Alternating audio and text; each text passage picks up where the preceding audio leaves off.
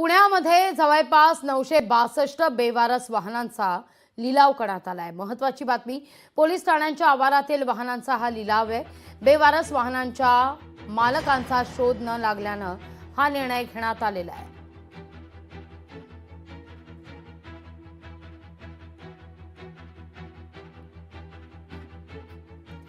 अधिक माहिती घेऊया आपले प्रतिनिधी अमोल धर्माधिकारी यांच्याकडून। अमोल, काय अधिक माहिती आहे?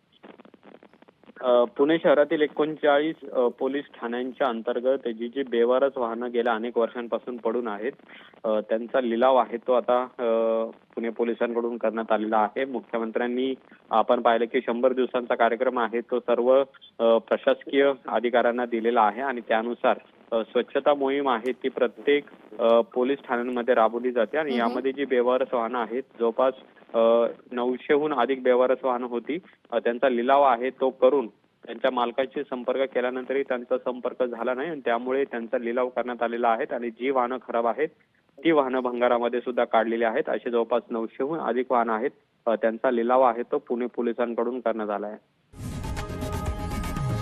लोकशाही मराठी ऐका, पहा, जागरूक रहा।